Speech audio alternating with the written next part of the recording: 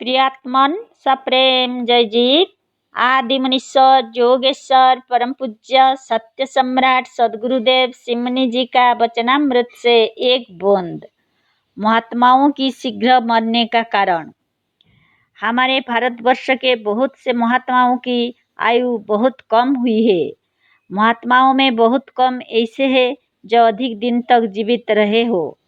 कारण क्या है कि यह लोग संसार में अधिक दिन तक ठहर नहीं सके? यह प्रश्न धार्मिक संसार में प्राय उठा करता है।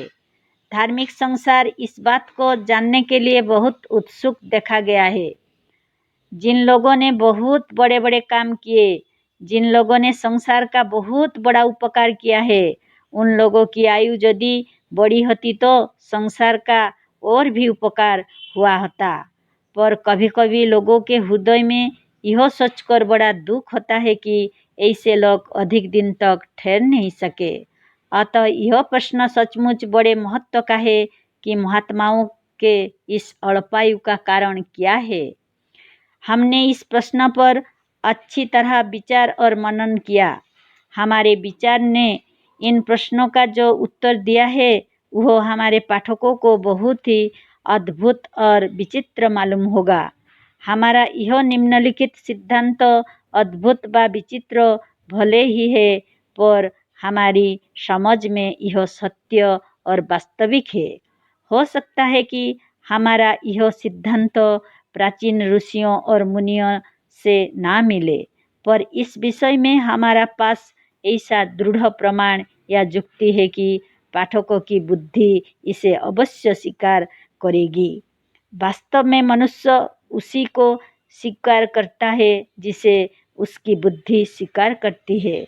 इस संसार में सबसे बड़ी वस्तु बुद्धि व ज्ञान है। अतः अपनी बुद्धि को पक्षपात रहित और स्वतंत्र करके विचार कीजिए कि यह हमारा निम्नलिखित सिद्धांत कितना सत्य और वास्तविक है। हमारे भारतवर्ष के साधु और महात्मा प्राय विरक्त और ज्ञानी होते हैं। इन लोगों का सिद्धांत यह होता है कि यह संसार दुख का मूल है। यहाँ पर सिवाय दुख के सुख नहीं है। यह संसार एक दुख का समुद्र है। इसका तोड़ जाना ही परम पुरुषार्थ है। हमारे प्राचीन महात्माओं का यह सिद्धांत कि यह दुख पूर्ण संसार यहाँ तक जल्द छोड़ा जा सके छोड़ देना चाहिए।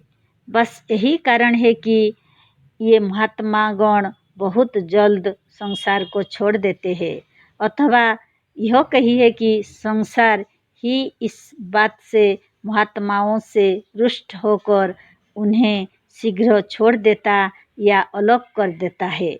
शत्रु का साथ सभी छोड़ देते हैं। महात्मा का शत्रु संसार और संसार के शत्रु महात्मा है। अतः संसार भी महात्माओं को अपना शत्रु समझकर जहाँ तक होता है जल्द छोड़ देता है। अपने प्रिय के पास सभी रहते हैं।